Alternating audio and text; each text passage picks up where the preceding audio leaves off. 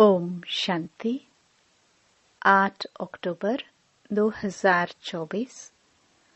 बाबा के महावाक्य। मीठे बच्चे, बुद्धि को रिफाइन बनाना है तो एक बाप की याद में रहो। याद से ही आत्मा स्वच्छ बनती जाएगी। प्रश्न: वर्तमान समय मनुष्य अपना टाइम व मनी वेस्ट कैसे कर रहे हैं? उत्तर: जब कोई शरीर छोड़ता है तो उनके पीछे कितना पैसा आदि खर्च करते रहते हैं।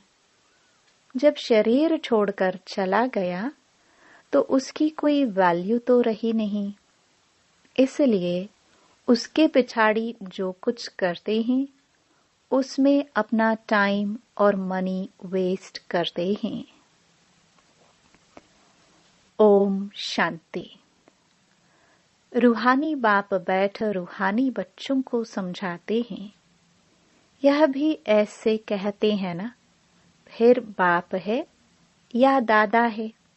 दादा भी कहेंगे, रूहानी बाप तुम बच्चों को यह नॉलेज सुनाते हैं पास्ट, प्रेजेंट, फ्यूचर का।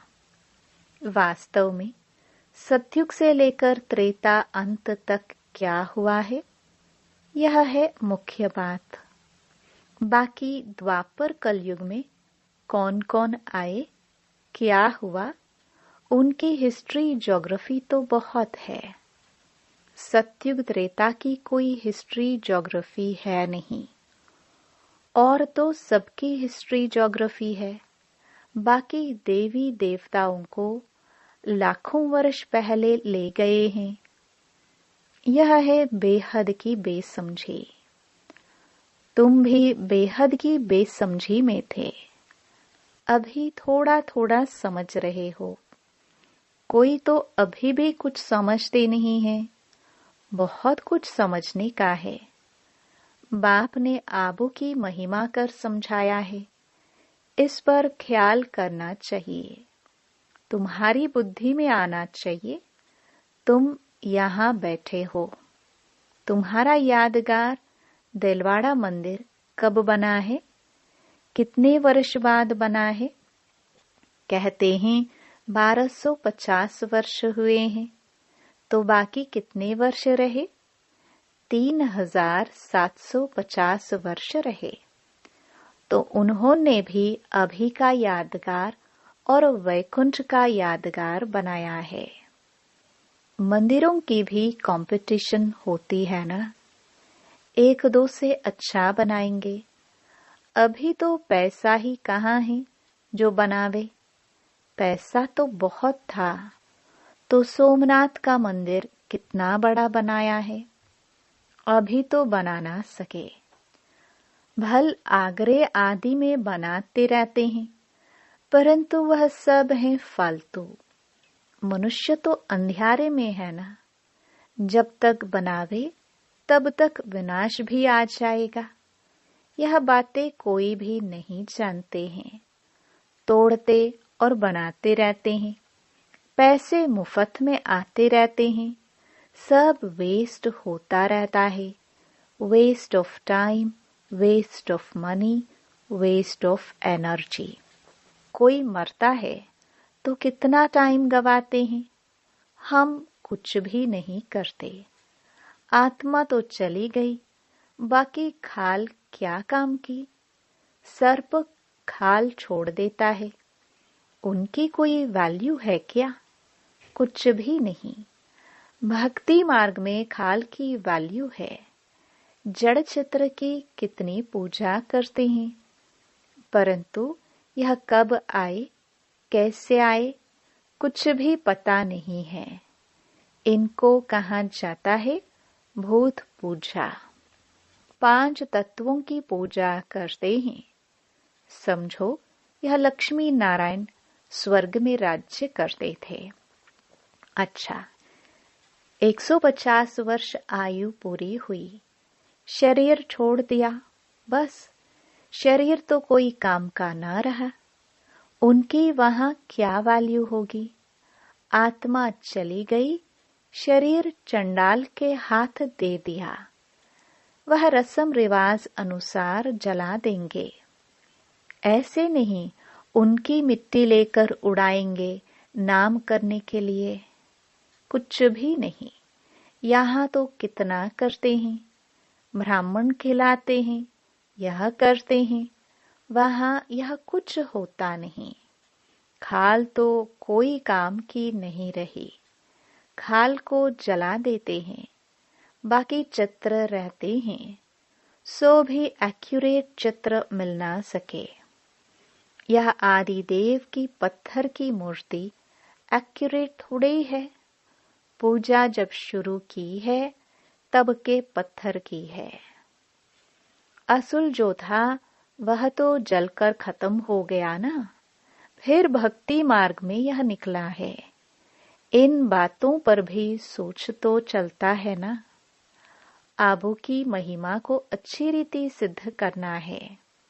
तुम भी यहाँ बैठे हो, यहाँ ही बाप सारे विश्व को नरक से स्वर्ग बना रहे हैं, तो यही सबसे ऊंचते ऊंच तीर्थ ठहरा।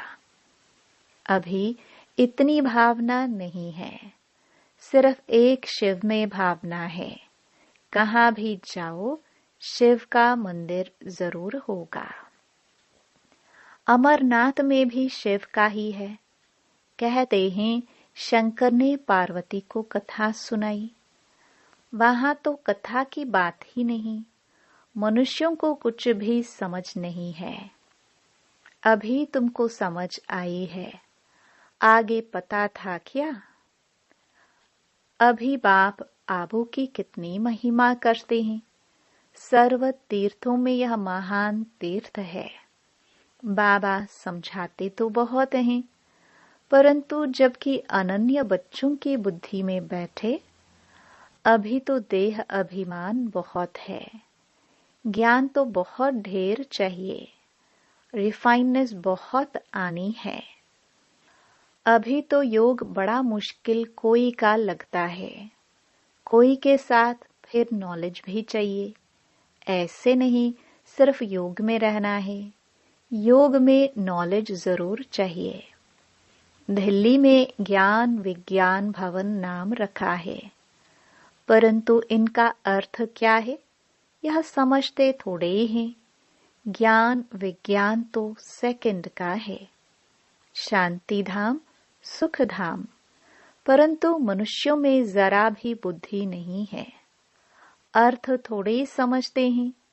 चिन्मयानंद आदि कितने बड़े बड़े सन्यासी आदि हैं, गीता सुनाते हैं, कितने उन्हों के ढेर फॉलोवर्स हैं। सबसे बड़ा जगत का गुरु तो एक ही बाप है। बाप और टीचर से बड़ा गुरु होता है। स्त्री कभी दूसरा पति नहीं करेगी, तो गुरु भी दूसरा नहीं करना चाहिए। एक गुरु किया, उनको ही सद्गति करनी है, फिर और गुरु क्यों? सतगुरु तो एक ही बेहद का बाप है, सबकी सद्गति करने वाला है। परंतु इन बातों को बहुत है जो बिल्कुल समझते नहीं। बाप ने समझाया है यह राजधानी स्थापन हो रही है, तो नंबरवार होंगे ना। कोई तो रिंचक भी समझ नहीं सकते। ड्रामा में पाठ ऐसा है। टीचर तो समझ सकते हैं, जिस शरीर द्वारा समझाते हैं उनको भी तो मालूम पड़ता होगा। यह तो गुड़ जाने, गुड़ की गोथरी जाने। गुड़ शिव बाबा को कहा जाता है, वह सबकी अवस्था को जानते हैं।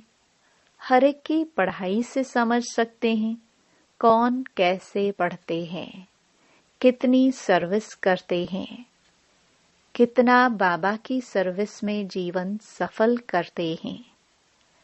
ऐसे नहीं इस ब्रह्मा ने घर बार छोड़ा है, इसलिए लक्ष्मी नारायण बनते हैं। मेहनत करते हैं ना, यह नॉलेज बहुत ऊंची है।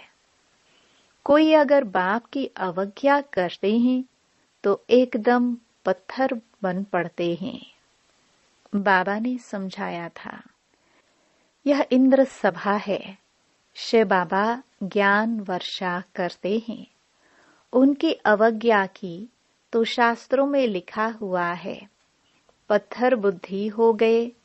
इसलिए बाबा सबको लिखते रहते हैं, साथ में संभाल से कोई को ले आओ। ऐसे नहीं विकारी अपवित्र यहाँ आकर बैठे, नहीं तो फिर ले आने वाली ब्राह्मणी पर दोष पड़ जाता है।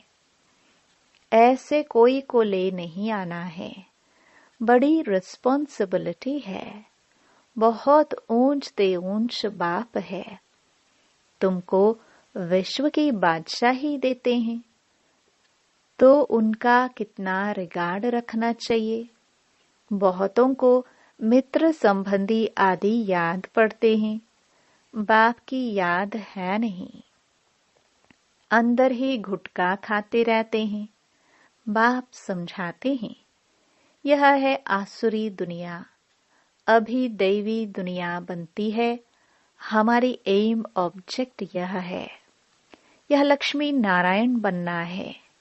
जो भी चित्र हैं सबकी बायोग्राफी को तुम जानते हो।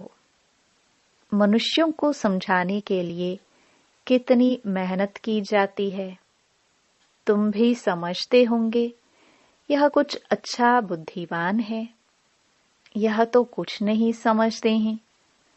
तुम बच्चों में जिसने जितना ज्ञान उठाया है उस अनुसार ही सर्विस कर रहे हैं। मुख्य बात है ही गीता के भगवान की। सूर्यवंशी देवी देवताओं का यह एक ही शास्त्र है, अलग अलग नहीं है। ब्राह्मणों का भी अलग नहीं है। यह बड़ी समझने की बातें हैं। इस ज्ञान मार्ग में भी चलते चलते अगर विकार में गिर पड़े तो ज्ञान बह जाएगा। बहुत अच्छे जाकर विकारी बने तो पत्थर बुद्धि हो गए। इसमें बड़ी समझ चाहिए। बाप जो समझाते हैं उनको उगारना चाहिए। यहाँ तो तुमको बहुत सहज है, कोई लौकिक कार्य व्यवहार हंगामा आदि नहीं। बाहर में रहने से धंधे आदि की कितनी चिंता रहती है।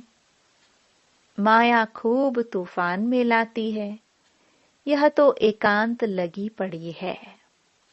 बाप तो फिर भी बच्चों को पुरुषार्थ कराते रहते हैं। यह बाबा भी पुरुषार्थी है। पुरुषार्थ कराने वाला तो बाप है। इसमें विचार सागर मंथन करना पड़ता है। यहाँ तो बाप बच्चों के साथ बैठे हैं। जो पूरी अंगुली देते हैं उनको ही सर्विसेबल कहेंगे। बाकी गुटखा खाने वाले तो नुकसान करते हैं और ही डिसर्विस करते हैं, विघ्न डालते हैं। यह तो जानते हो। महाराजा महारानी बनेंगे तो उन्हों के दास दासिया भी चाहिए। वह भी यहाँ के ही आएंगे। सारा मदार पढ़ाई पर है। इस शरीर को भी खुशी से छोड़ना है, दुख की बात नहीं। पुरुषार्थ के लिए टाइम तो मिला हुआ है। ज्ञान सेकंड का है, बुद्धि में है। शिव बाबा से वर्षा मिलता है। थोड़ा भी ज्ञान सुना, शिव बाबा को याद किया तो भी आ सकते हैं। प्रजा तो बहुत बनने की है। हमारी राजधानी सूर्यवंशी चंद्रवंशी यहाँ स्थापन हो रही है। बाप का बनकर अगर ग्लानि करते हैं तो बहुत बोझा चढ़ता है। एकदम जैसे रसातल में चले जाते हैं। बाबा ने समझाया है, जो अपनी पूजा बैठ कर आते हैं वह पूज्य कैसे कहला सकते। सर्व का सदगति दाता कल्याण करने वाला तो एक ही बाप है। मनुष्य तो शांति का भी अर्थ नहीं समझते हैं। हठ योग से प्राणायाम आदि छड़ाना, उसको ही शांति समझते हैं। उसमें भी बहुत मेहनत लगती है। कोई की ब्रेन खराब हो जाती है, प्राप्ति कुछ भी नहीं। वह तो अल्पकाल की शांति। जैसे सुख को अल्पकाल कागविष्टा समान कहते हैं, वैसे वह शांति भी कागविष्टा के समान है। वह है ही अल्पकाल के लिए। बाप तो 21 जन्मों के लिए तुमको सुख शांति दोनों देते हैं। कोई तो शांति धाम में पिछाड़ी तक रहते होंगे। जिनका पाठ है वह इतना सुख थोड़ी देख सकेंगे। वहां भी नंबरवार मर्तबे तो होंगे ना। भल दास दासिया होंगे, परंतु अंदर थोड़ी घुस सकेंगे। श्री कृष्ण को भी देख ना सके। सबके अलग अलग महल होंगे ना। कोई टाइम होगा देखने का। जैसे देखो पोप आता है तो उनका दर्शन करने के लिए कितने लोग जाते हैं। ऐसे बहुत निकलेंगे जिनका बहुत प्रभाव होगा। लाखों मनुष्य जाएंगे दर्शन करने के लिए। यहाँ शिव बाबा का दर्शन कैसे होगा, यह तो समझने की बात है। अब दुनिया को कैसे पता पड़े कि यह सबसे ऊंच तीर्थ है। दिलवाड़ा जैसा मंदिर शायद आसपास और भी हो, वह भी जाकर देखना चाहिए कैसे बना हुआ है। उनको ज्ञान देने की भी दरकार नहीं। वह फिर तुमको ज्ञान देने लग जाएंगे। राय देते हैं ना, यह करना चाहिए, यह करना चाहिए। यह तो जानते नहीं कि इनको पढ़ाने वाला कौन है। एक एक को समझाने में मेहनत लगती है। उन पर कहानियां भी हैं। कहते थे शेर आया, शेर आया। तुम भी कहते हो मौत आया कि आया। तो वह विश्वास नहीं करते हैं। समझते हैं अभी तो 40,000 वर्ष पड़े हैं, मौत कहाँ से आएगा। परंतु मौत आना तो जरूर है। सबको ले जाएंगे। वहां कोई भी किचड़ा होता नहीं। यहाँ की गौ और वहां की गौ में भी कितना फर्क है। श्री कृष्ण थोड़े गौए चराता था। उन्होंने पास तो दूध हेलीकॉप्टर में आता होगा। यह कीचड़ पट्टी दूर रहती होगी। सामने घर में थोड़े कीचड़ा रहेगा। वहां तो अपरम अपार सुख है, जिसके लिए पूरा पुरुषार्थ करना है। कितने अच्छे अच्छे बच्चे सेंटर से आते हैं। बाबा देखकर कितना खुश होते हैं। नंबरवार पुरुषार्थ अनुसार फूल निकलते हैं। फूल जो हैं वह अपने को भी फूल समझते हैं। दिल्ली में भी बच्चे कितनी सर्विस करते हैं, रात दिन। ज्ञान भी कितना ऊंचा है। आगे तो कुछ नहीं जानते थे, अब कितनी मेहनत करनी पड़ती है।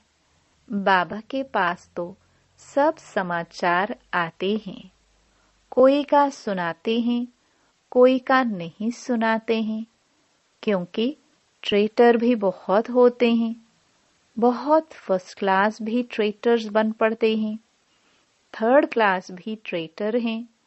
थोड़ा ज्ञान मिला तो समझते हैं हम शिव बाबा के भी बाबा बन गए।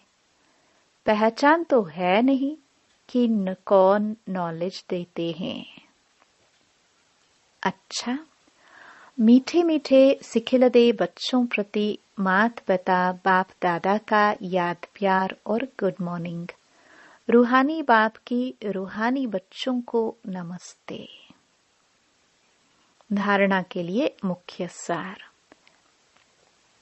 पहला, विश्व की बादशाही देने वाले बाप का बहुत बहुत रिगार्ड रखना है। बाप की सर्विस में अपनी जीवन सफल करनी है। पढ़ाई पर पूरा पूरा ध्यान देना है। दूसरा, बाप से जो ज्ञान मिलता है उस पर विचार सागर मंथन करना है। कभी भी विघ्न रूप नहीं बनना है। डिसर्विस नहीं करनी है। अहंकार में नहीं आना है। वरदान, चारों ही सब्जेक्ट में बाप के दिल पसंद मार्क्स लेने वाले दिल तख्त नशीन भव। जो बच्चे चारों ही सब्जेक्ट में अच्छे मार्क्स लेते हैं, आदि से अंत तक अच्छे नंबर से पास होते हैं, उन्हें ही पास विद ऑनर कहा जाता है। बीच बीच में मार्क्स कम हुई, फिर मेकअप किया, ऐसे नहीं, लेकिन सभी सब्जेक्ट में बाप के दिल पसंद ही दिल तख्त नशीन बनते हैं। साथ साथ ब्राह्मण संसार में सर्व के प्यारे, सर्व के सहयोगी, सर्व का संपन्न प्राप्त करने वाले दिल तख्त नशीन स्वराज्य तख्त नशीन बनते हैं। स्लोगन, दिलरुबा वह है जिसके दिल में सदा यही अनहद गीत बजता रहे कि मैं बाप की, बाप मेरा। ओम शांति।